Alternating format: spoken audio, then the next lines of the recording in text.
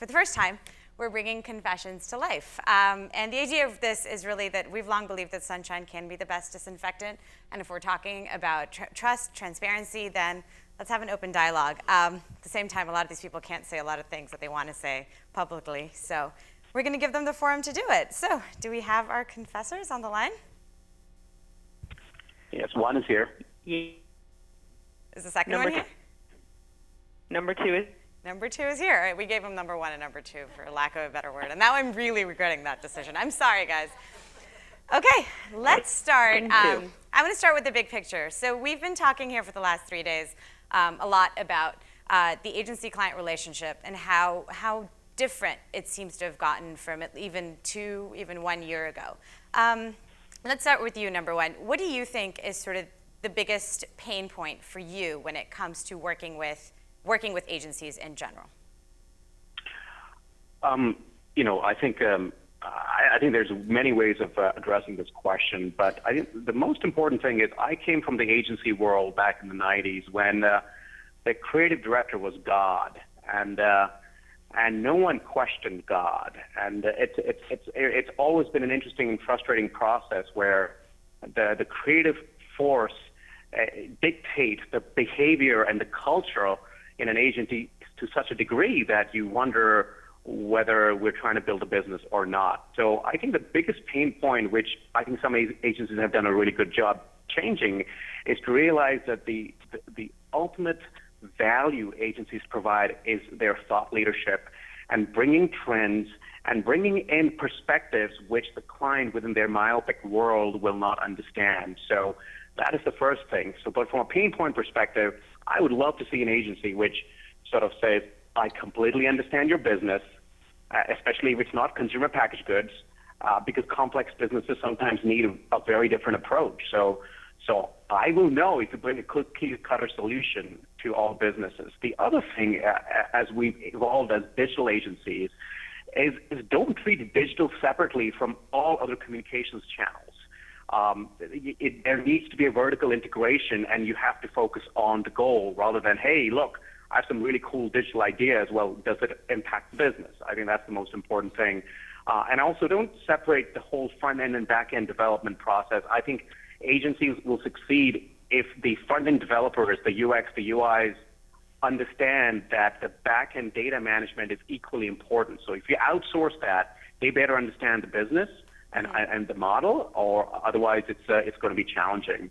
The last thing I would say is social media. I was listening to some of the conversations over the past 10 minutes. There's always going to be a CEO whose daughter is going to say, Dad, you need to have social media, and the CEO is going to tell the CMO, hey man, we need social media. And this is where an agency needs to have the guts and challenge the client of what the purpose is behind a social media strategy. Remind them that social media is about great, useful, relevant, and entertaining content, which can be shared, and then you can build communities if that's part of the strategy. It's not a bunch of tactics trying to garner most impressions and likes. So I think that whole thought leadership part is what I feel has been missing, and it's something which you can bring in and give context to the business. Okay. Let's start with sort of a little bit of in the middle there, because there was a lot of things to unpack. I want to move over to our second speaker.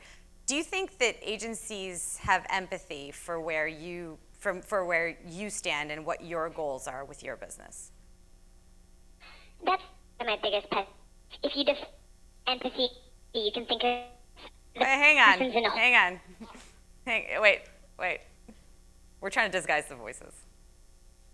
That was too much of a disguise. You sound like Minnie Mouse.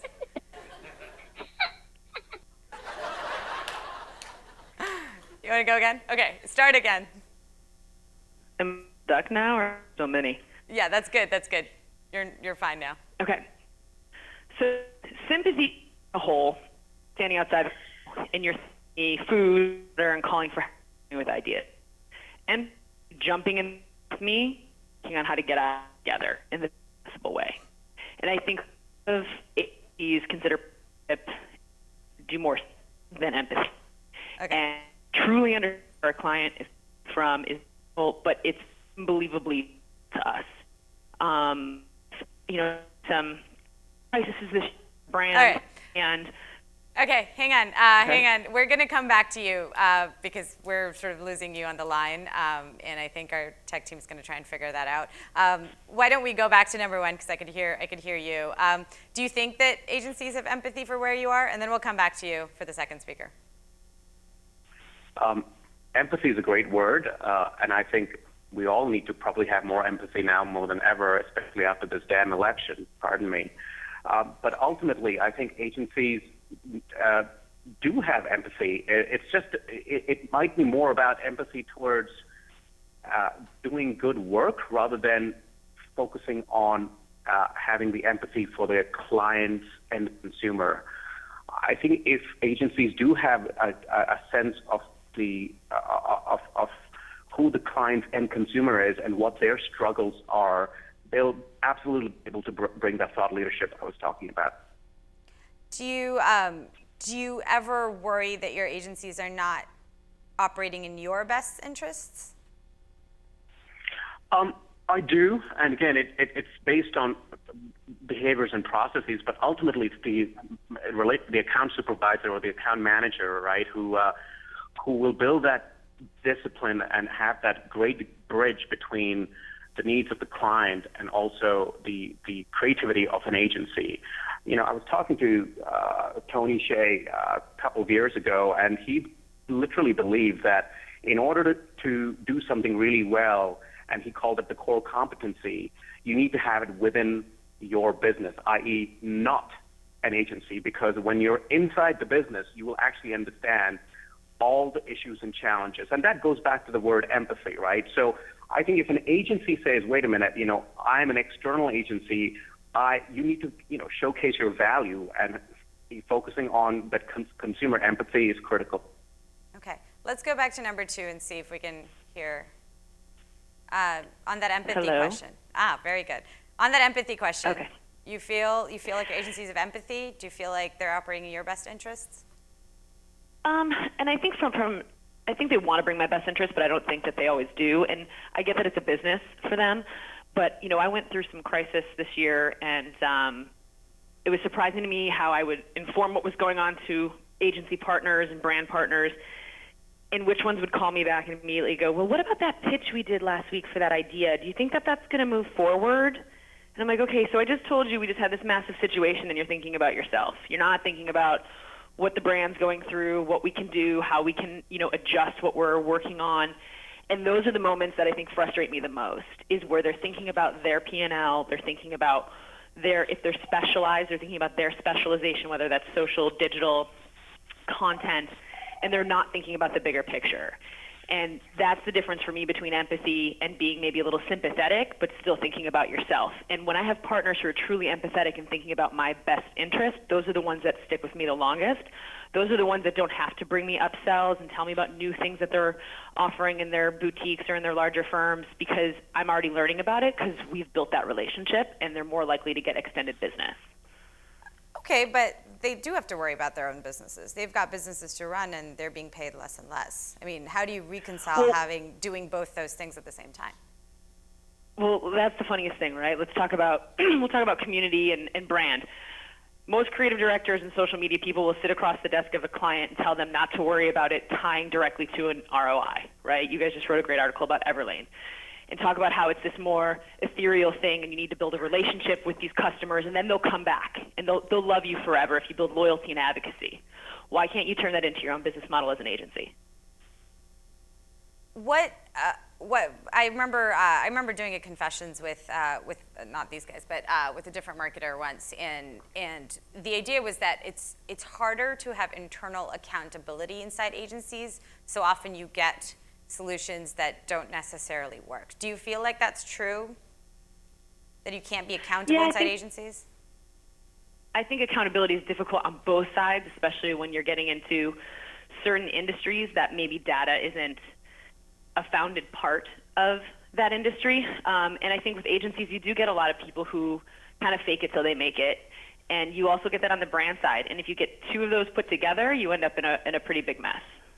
What do you worry about the most, sort of from your from your point of view? Because obviously the only thing you don't only manage agencies and you don't only manage agency relations. There's a lot more to your challenges. I say it's not So it's not what do you worry about?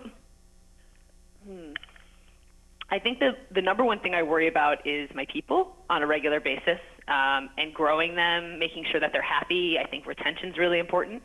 And I think the second most important thing is making sure that we're staying ahead enough so that we don't end up being the Blockbusters of the world or the Sonys of the world, if you compare that to the Walkman days and the iPad days. So I'm always looking at how do I make sure that whatever I'm doing, whether it's a marketing or a product development perspective, that we're stepping ahead, and I'm not always just thinking about the day-to-day. Let's go back to speaker number one. I'm curious about, you said something about, it's not always about CPG. There's a lot more industries out there. Some of them are very complicated. When it comes to sort of making sure that your agency, while it's operating on your behalf, understands that industry, how can they do that? Sometimes it is hard, and sometimes clients don't often let people in to the degree that they need to. That's a great question. One of the things I do now is actually keep people in the agency go through a training program. The first part is going to be about competitors, trends, challenges, needs within that industry, right? And then you specifically get to products and how the products sort of are utilized within the B2B and the B2C world. And then finally get to places where you can break through the clutter with some of the other competitors, what they're doing. So training is a good way of doing it.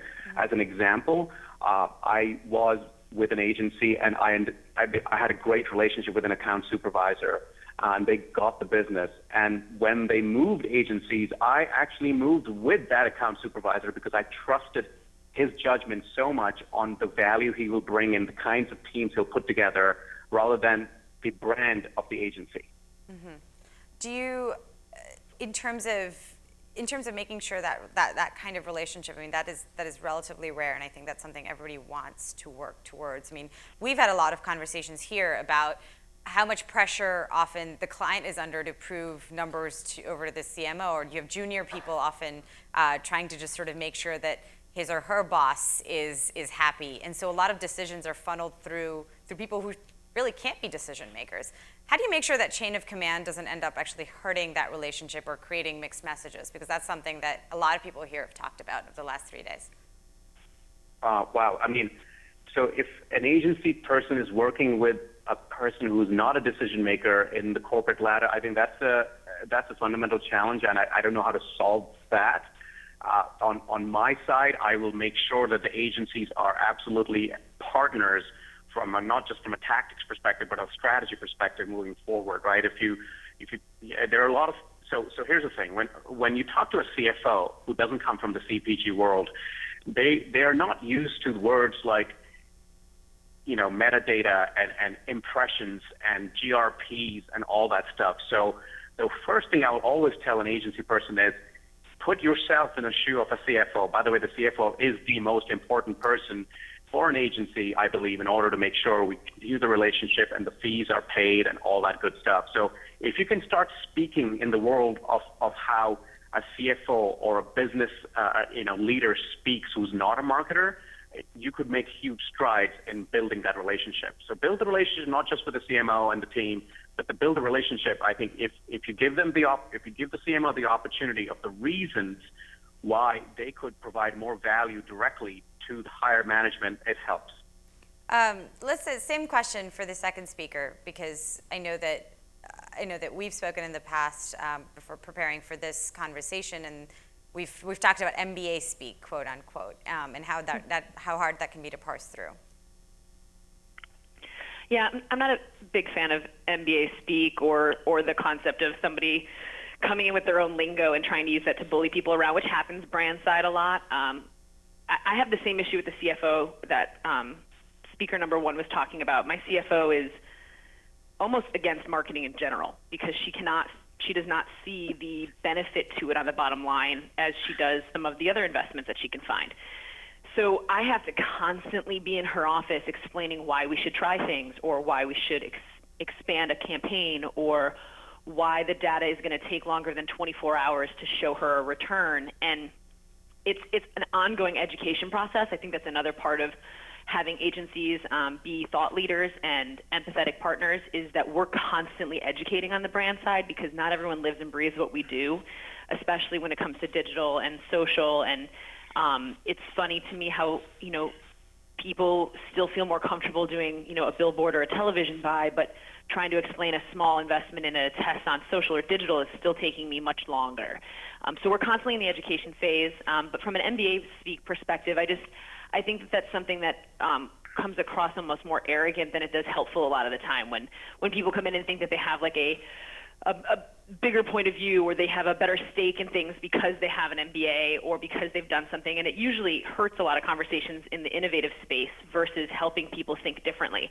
It comes from a much more specific form of project management, or this is how things should be done. And we're in a space right now where most of our brands are in disruption, or we're dealing with retailers who are in disruption, and we have to think differently than the old school way that we've always learned. And I think that's one of the biggest challenges, is getting those people to think differently. So we asked on day one, we asked all the attendees here to write down, what's on their mind, and we created some mind maps out of them. And the thing that was most common after we went through all of them was, who are we as an agency? That was sort of the most common theme. Why do you because a lot of that has come down to because of changing relationship between the client and an agency. And so an agency is now wondering, what exactly are we? Do we do the same job that we used to do? How do we do more? How do we do less? What do you think about this sort of existential crisis in the agency space, and how does a good client kind of try and help that along? Is that for number two to start? Sure, go ahead. Okay. I think that they are in an existential crisis, or midlife crisis, if you will, and I feel for them. I think they're all battling different types of clients. There's ones like me who want empathy and a transparent relationship and somebody to partner with. There's others who want results in a certain amount of time, and they're very specific about that. And so they don't know who they want to be. So I think that it's the case of the cobbler's kids have no shoes. They need to think about who they want to work for, how they want to work. And in my opinion, the question I would ask is, what are the 3 or 4 things you do really well? And focus solely on that. Try not to be an everything house. I think that very few can do that well. Big shops aren't integrating as well. Small shops aren't expanding into new fields as well. So I think you have to pick almost a specialty and then expand from that where it's natural. Same question, speaker one. I think the first thing I will say is that agencies, if they haven't already, need to get away from the world of the concept of disruption. If you're watching television and ads come in, apart from maybe sports where you're obsessed, and I'm sure in the Cubs and Cleveland there's going to be massive ratings, but disruption is something which I think is going to die, and I'm sure most of you would agree. I mean, I'm not going to click on a banner ad unless there's a coupon, and it needs to be contextual, right? Or I'm flipping through a magazine or a newspaper, and I'm going to stop and say, look how great this print ad is. So if it is not about disruption, and it is about brand engagement, right? And these are not any fancy words; these are words which you guys have been using for a long time. How do you help us build more engagement of our brand to our target market? And it's a question I'll throw back to the agencies. That's where we need your help, saying, well, you know what? I'm not going to come up with a disruption, but I'm going to engage your consumer in a way which is not bait and switch. And that necessarily doesn't mean native content. It means something much more engaging.